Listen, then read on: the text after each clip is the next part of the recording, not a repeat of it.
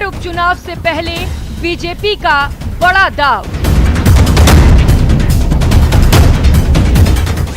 पूर्व मंत्री राजकुमार रेणवा की बीजेपी में घर वापसी।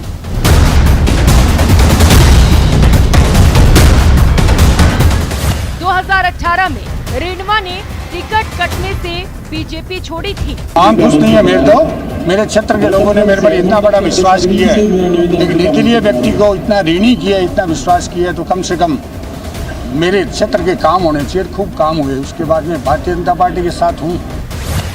रेणवा की घर वापसी के मायने क्या?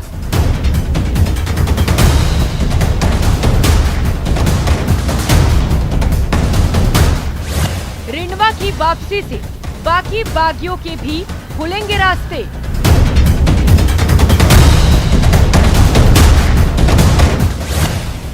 घर वापसी से होगा बेड़ा पार। नमस्कार, स्वागत आप सभी का। मैं हूं आपके साथ हेमंत कुमार। प्रदेश में सरदार शहर उपचुनाव को लेकर के प्रचार चरम पर है और सियासत की बिसात पर राजनीतिक दल अपना अपना दमखम दिखा रहे हैं। कांग्रेस भाजपा के अलावा आरएलपी भी चुनावी मैदान में है। सरदार शहर उपचुनाव के एक सप्ताह पहले बीजेपी ने बड़ा दांव खेलते हुए पूर्व मंत्री और 3 बार विधायक रहे राजकुमार रेणवा की घर वापसी करवा करके अपना खेमा मजबूत कर लिया है। हालांकि इससे पहले भी पुरानी पार्टी से निकाले गए नेताओं की घर वापसी की कोशिश हुई थी, जिनमें रेणवा का नाम भी शामिल था, लेकिन केंद्रीय नेतृत्व ने इस पर हरी झंडी नहीं दी थी। और अब यह माना जा रहा है कि रेणवा की घर वापसी से कतार में दूसरे नेताओं की भी घर वापसी की राह आसान हो गई है। और आज इसी को लेकर के हम चर्चा करेंगे कि सरदार शहर उपचुनाव में राजकुमार रेणवा की घर वापसी से क्या बदलेगा, क्या भारतीय जनता पार्टी की जो जीत है वो सुनिश्चित हो पाएगी, इसके मायने आखिरकार क्या हैं, उनको हम समझने की कोशिश करेंगे। हमारे साथ खास मेहमान जुड़ चुके हैं। सीधा हम आपको तारुफ करवा देते हैं हमारे मेहमानों के साथ। प्रतीक सिंह हमारे साथ हैं, कांग्रेस पार्टी के नेता। मुकेश पारिक हमारे साथ हैं, भारतीय जनता पार्टी के नेता। राजपाल चौधरी हमारे साथ जुड़ रहे हैं, प्रवक्ता हैं आरएलपी के। और साथ ही साथ मिथिलेश जैमिनी हमारे साथ हैं, वरिष्ठ पत्रकार के तौर पर। आप सभी का बहुत स्वागत। सबसे पहली टिप्पणी जो है मुकेश पारिक साहब आप ही से कि आखिरकार कैसे देखा जाए रेणवा की घर वापसी को सरदार शहर उपचुनाव के मतदान के एक सप्ताह पहले? देखिए, रेणवा जी भारतीय जनता पार्टी में शामिल होने की उनकी इच्छा थी और होना चाह भी रहे थे जी। तो जिस प्रकार से कमेटी बनाई गई थी और उन्होंने निर्णय लिया कि इनको शामिल करना चाहिए और रेणवा जी को आज भारतीय जनता पार्टी ज्वाइन कराई गई। साथ ही साथ एक कांग्रेस के जो पूर्व में संसदीय सचिव रहे हैं और अभी इनके प्रदेश कार्य समिति के सदस्य हैं, उन्होंने भी कांग्रेस छोड़ के उन्होंने भी भारतीय जनता पार्टी ज्वाइन की है जी। देखिए, सिलसिला खाली राजस्थान तक ही सीमित नहीं है, ये पूरे आज भारत देश में जो माहौल बना हुआ है भारतीय जनता पार्टी के प्रति, जिस प्रकार का आकर्षण है, जिस प्रकार से नरेंद्र मोदी जी पर नेताओं, अगर सर्वश्रेष्ठ कोई नेता हो या सर्वाधिक लोकप्रिय नेता हो तो नरेंद्र मोदी जी की छवि को देखते हो और जिस प्रकार से केंद्र सरकार ने कार्य किए हैं, सबका साथ, सबका विकास और सबका विश्वास जीता है, उन सबका ये परिणाम है कि आज भारतीय जनता पार्टी में जो भी जनाधार वाला नेता है, जो लेकिन मैं आपको माफ कीजिए मुकेश पारिक साहब, थोड़ा सा रोकना चाहता हूं। आपने कहा कि एक माहौल प्रधानमंत्री के नेतृत्व में चल रहा है देश में, लेकिन फिर ऐसी क्या जरूरत आन पड़ी कि जिनको पहले मना कर दिया गया था, केंद्रीय नेतृत्व ने कहा कि बाकायदा कमेटी बैठेगी, जब देवी सिंह भाटी का और बाकी लोगों का मसला आया, सुभाष महरिया का नाम भी था और राजकुमार रेणवा का नाम भी था, सुरेंद्र गोयल का नाम भी था, तब कहा कि कमेटी बनाएंगे, अर्जुन राम मेघवाल कमेटी के सदस्य होंगे, अध्यक्ष होंगे और फिर देखेंगे और उसके बाद में तय करेंगे कि लेना है या नहीं लेना। ऐसी क्या मुसीबत आन पड़ी कि खान घोटाले के उन पर आरोप लगे, पार्टी से बगावत करके निर्दलीय चुनाव लड़ा, पार्टी के खिलाफ चुनाव लड़ा। अचानक से क्या इस बात का डर सरदार शहर में आपको सता रहा है कि आप जो दावे करते रहे हैं उनमें अब कहीं न कहीं राजकुमार रेणवा की जरूरत पड़ेगी जीत के लिए? और क्या अब आप ये मान रहे हैं कि राजकुमार रेणवा के आने से पार्टी और मजबूत होगी, जीत मिलेगी सरदार शहर में? क्योंकि पिछला उपचुनाव का track record Bharatiya Janata party के लिए ठीक नहीं कहा जा सकता। जी बोलिए। देखिए, मैं आपको जो बताना चाह रहा था वही डिटेल आपने बीच में आपने बात दूसरी जी रख दी। बोलिए, पूरी करिए। देखिए, भारतीय जनता पार्टी राजनीतिक पार्टी है, और जो आप क्या समझते हैं आज किसी भी नेता का अगर आकर्षण है तो वो भारतीय जनता पार्टी के प्रति है। क्या वो कांग्रेस में कोई नेता आज के समय में कोई जाना पसंद करेगा? तो जो नेता है तो गए ना 2019 में तो कांग्रेस में जुड़ गए थे, ज्वाइन कर लिया था कि मैं भारतीय जनता पार्टी में जाऊं। जी जी 2019 में तो उन्होंने कांग्रेस ज्वाइन कर ली थी, जुड़ गए थे कांग्रेस के साथ राजकुमार रिणवा। तो अब उनको भविष्य कांग्रेस में नजर नहीं आ रहा, और उनको ही मेरा नहीं, सवाल यह था कि पहले मनाई हुई और अब अचानक से उनकी एंट्री हो गई, आपने दरवाजे खोल दिए, वो कमेटी वाला प्रोसेस पूरा हुआ क्या? बिल्कुल, आप ये कैसे कह सकते हैं कि कमेटी का प्रोसेस हुआ नहीं हुआ? मैं ये नहीं कह रहा कि नहीं हुआ, मैं तो पूछ रहा हूं सर, हुआ क्या? और ये देखिए, ये मैंने आपको पहली पंक्ति में कहा कि भारतीय जनता पार्टी राजनीतिक पार्टी है।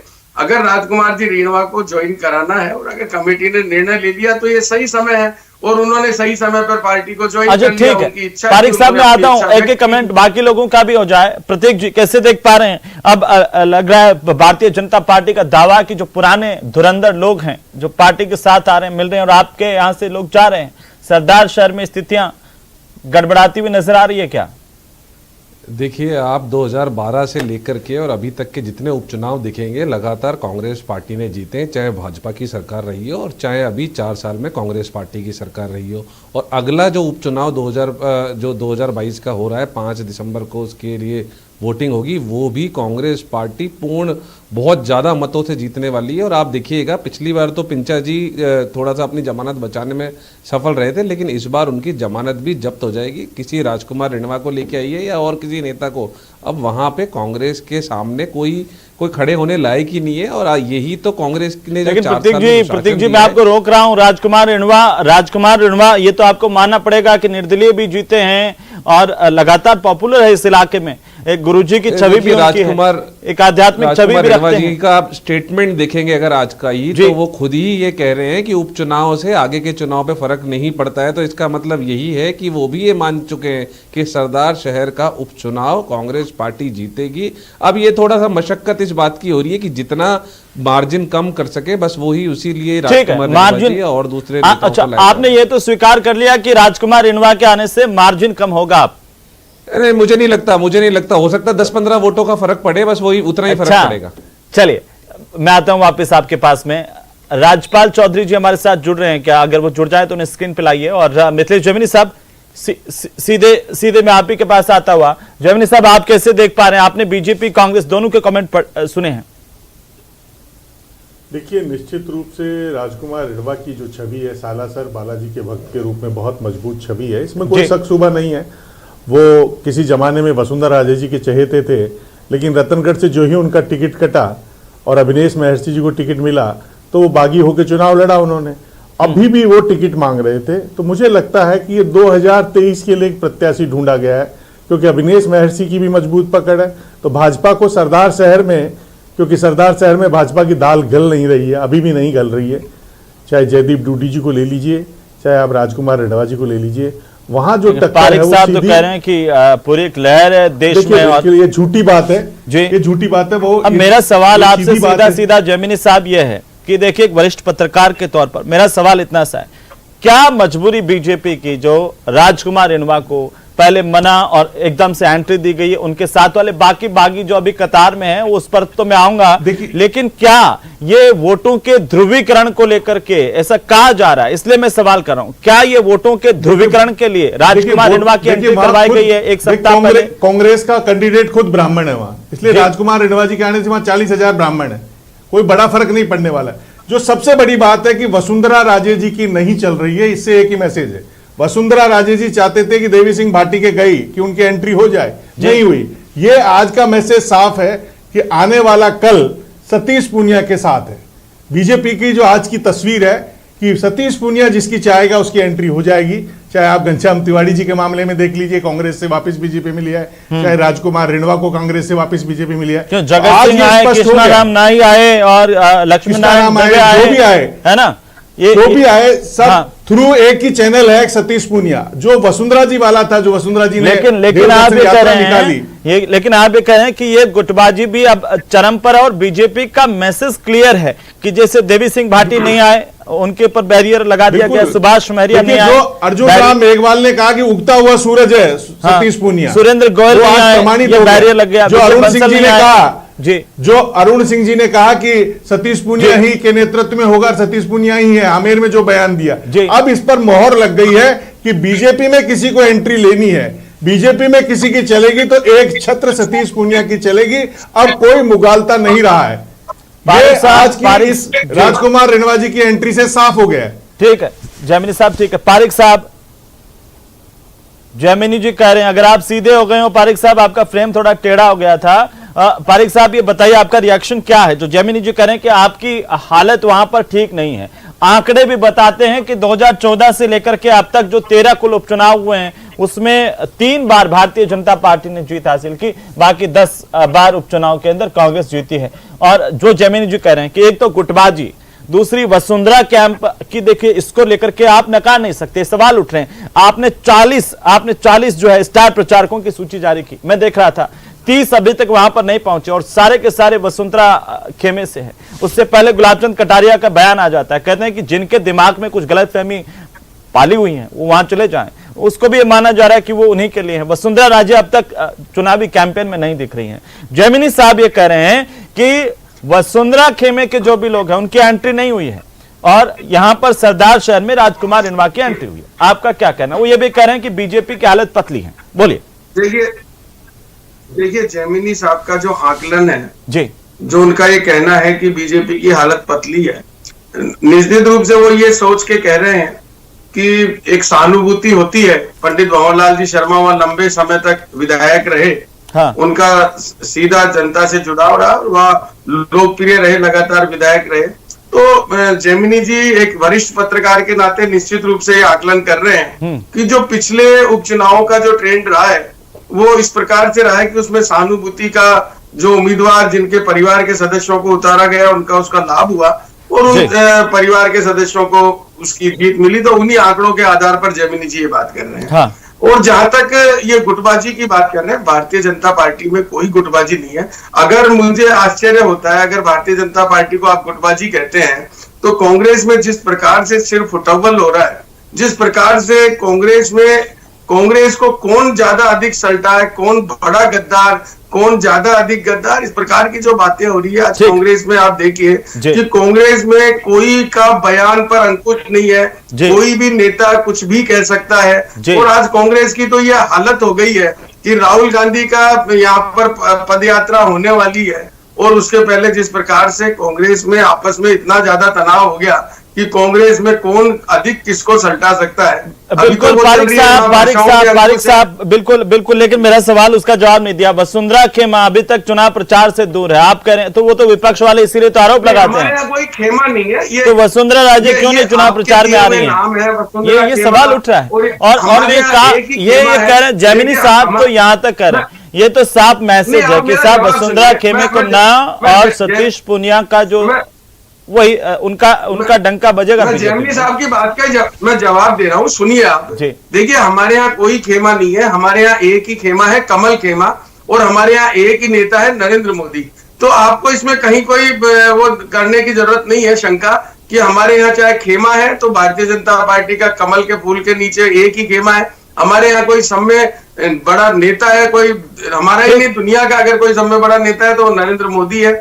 तो इसलिए कोई खेमा और कोई नेता की यहाँ कोई लड़ाई नहीं। आपने इस पर बताया नहीं कि वसुंधरा खेमे वाले जो भी लोग थे, वसुंधरा राजे के साथ वाले, उनके एंट्री वसुंधरा खेमा है ही नहीं ना। तो उनके विश्वास माने जाने वाले मान लेते हैं। जैमिनी साहब कह रहे हैं उनकी एंट्री नहीं, ये तो साफ संदेश है। कमल का फूल है और कमल के फूल के नीचे हम सब लोग हैं, तो हमारा तो खेमा एक ही, हम तो कमल के फूल को जानते हैं। ठीक है, मैं आता हूँ। हमारे साथ राजपाल चौधरी जुड़ चुके हैं, आरएलपी के प्रवक्ता हैं। राजपाल जी आप सुन पा रहे हैं? तो आज देखिए राजकुमार रिणवा भारतीय जनता पार्टी में फिर से शामिल हो गए। बीजेपी कह रही है कि उनके आने से मजबूती मिलेगी। आप लगातार ये दावा करते रहे कि इस बार आरएलपी टक्कर दे रही है, क्या कोई फर्क पड़ेगा राजकुमार रिणवा के भाजपा में आने से? क्या मानते हैं आप?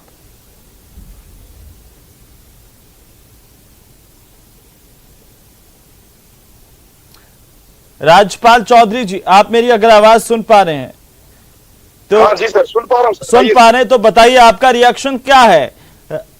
राजकुमार रिणवा भारतीय जनता पार्टी में आ गए मतदान से 7 दिन पहले, और बीजेपी कह रही है कि मजबूती मिलेगी पार्टी की को, सरदार शहर में जीत हासिल होगी।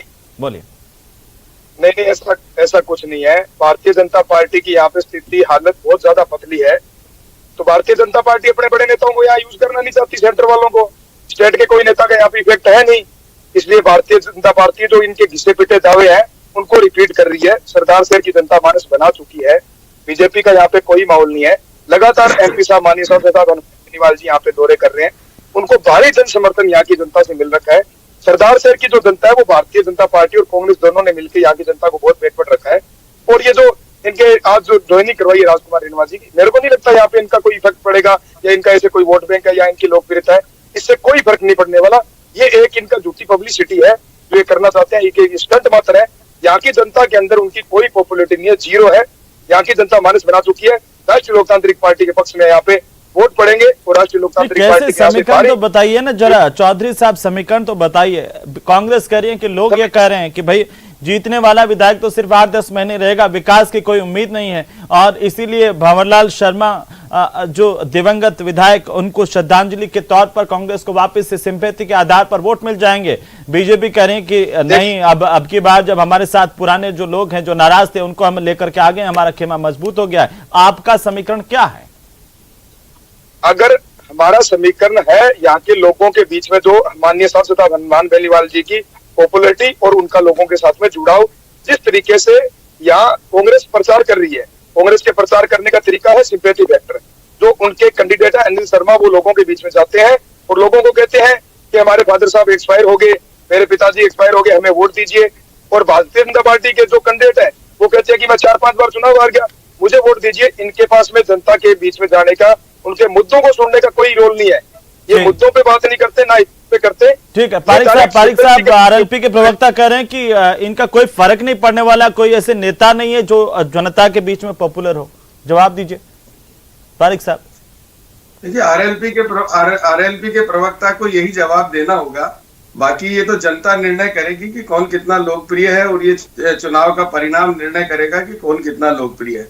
लेकिन जहां तक भारतीय जनता पार्टी का सवाल, आज भारतीय जनता पार्टी, मैंने आपको फिर वही बात दोहराऊंगा कि आज जिस प्रकार से देश में भारतीय जनता पार्टी की जनता के प्रति जो भावना है, जनता में जिस प्रकार से भारतीय जनता पार्टी के विश्वास है, उससे राजस्थान भी अछूता नहीं है। और आप आने वाला जो चुनाव होने वाला है 2023 का, उसमें भारतीय जनता आपका पार्टी फोकस 2023 पर है, आपका फोकस उपचुनाव पर नहीं है। ये आप क्लियर कर रहे हैं पारिक साहब। मैं आपको बताऊं, हमारा 2023 पर ही नहीं, हमारा 2024 पर भी फोकस है। ठीक है राजपाल जी, 2023 में राजस्थान में सरकार, ठीक है राजपाल जी क्या करें, 2024 में वापस, ठीक है पारिक साहब, ठीक है राजपाल जी क्या करें आप? इनके पास में प्रदेश के अंदर कोई चेहरा नहीं है भारतीय जनता पार्टी के पास में। ये 23 और 24 का चुनाव डायरेक्ट मोदी जी के नाम पे बात करते हैं। इनके पास में मोदी जी का चेहरा है, ये कहते हैं मोदी जी के नाम पे चुनाव लड़ेंगे। इनका कोई एजेंडा नहीं है। ये इस उपचुनाव में हार मान चुके हैं। भारतीय जनता पार्टी की हालत बहुत ज्यादा खराब है। भारतीय जनता पार्टी का यहाँ पे कोई भारतीय जनता पार्टी पे यहाँ पे बिल्कुल समर्थन नहीं मिल चुका। इसलिए छोटे घिसे पिटे कांग्रेस की हालत मजबूत है क्या आपकी राय में?